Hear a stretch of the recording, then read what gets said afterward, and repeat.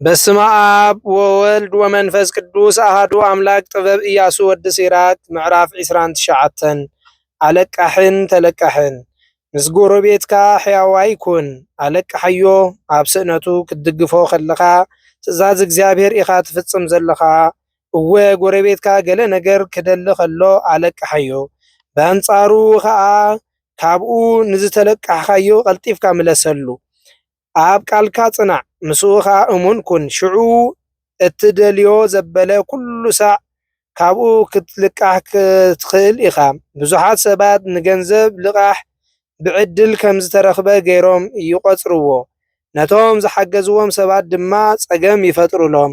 ገለ ሰብ ልቃሕ ክደሊ ከሎ ኢድ ካልእ ሰብ ይሳለም፣ ንገንዘብ ጎረቤቱ ኣብ ኢዱ ክሳብ ዘእትዎ ቃሉ ኣትሒቱ ይዛረብ፣ ዝመልሰሉ ጊዜ ምስ በጽሐ ይደናጎ፣ ምኽኒት የብዝሕ፣ ጊዜ እንዲሁ ኸፊኡ እናበለ ምስ ጊዜ ይራገም። እቲ ዘለቅሐ ምለሰለይ ኢሉ ቁሩብ ድፍእ እንተኣበለ ፍርቂ ገንዘቡ እውን ኣየምልስን። ነዚ እውን ዕድለኛ እንተኾነ ጥራይ እዩ ዝረኽቦ።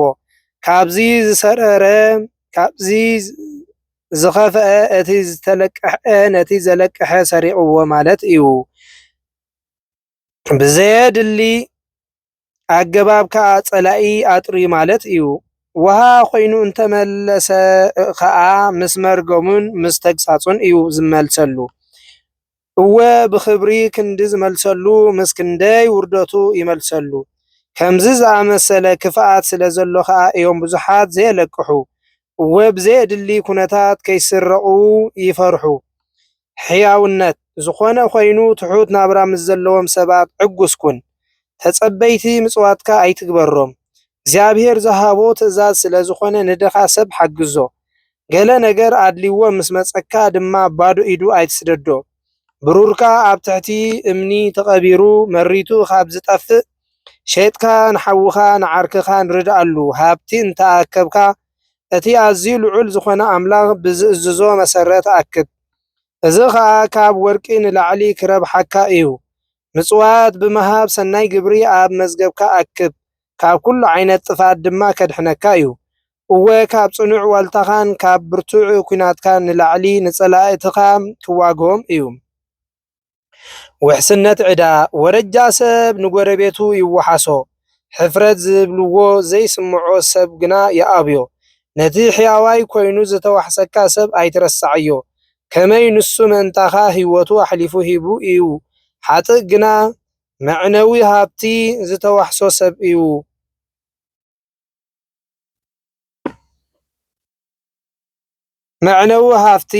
ሓጥእ ግና መዕነዊ ሃብቲ ዝተዋሕሶ ሰብ እዩ። እቲ ሞሳ ክመልስ ዘይስምዖ ሰብ ነቲ ዋሕስ ኮይኑ ዘድሓኖ ሰብ ይሓድጎ። ዋሓስ ምዃን ሃብታማት ንዝነበሩ ብዙሓት ሰባት ኣዕኒዎም እዩ።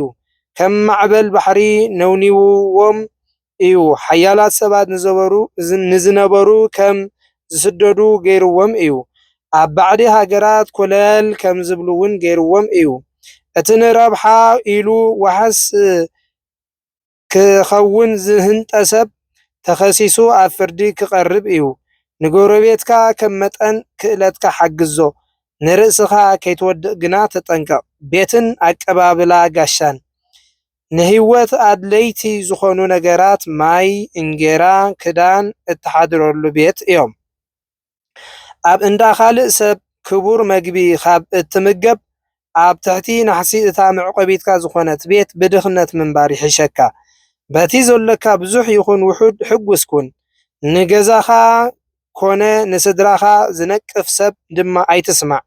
ኣፍካ መሊእኻ ክትዛረብ ስለ ዘይትኽእል ካብ ቤት ናብ ቤት እናተዘዋወርካ ምንባር ናብራ ኣይኮነን።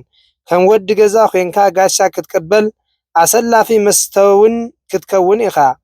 ግና ዘመስግነካ ሓደ እኳ የልቦን። ኣብ ክንድኡ መሪርን ዘሕፍርን ዘረባ ክትሰምዕ ኢኻ። ኣንታ ጋሻ ንዓነዚ ሰደቃ ስርዓዮ ዝብላዕ ኣብ ቀረባ እንተለኻ ክበልዕ ኣቕርበለይ። ኣንታ ጋሻ ሓወይ ክበጽሓኒ መጺኡ ኣሎ እሞ እዚ ክፍሊ እዚ የድልየኒ እዩ፣ ዓብዪ ጋሻ ረኺበ ኣለኹ፣ ስለዚ ኪድ ውፃእ ክብሉኻ እዮም። ኣብ ገዝኡ ዝቕበለካ ሰብ ክትስእንን ገንዘብ ዘለቃሕካ ሰብ ክፈለኒ እናበለ ከሳድደካን ከሎ ከምዚ ዝበለ ግፍዒ ምስማዕ ሕሊና ዘለዎ ሰብ ክጾሮ ዘይክእል ከቢድ ነገር እዩ። ወስብሐት ለእግዚአብሔር።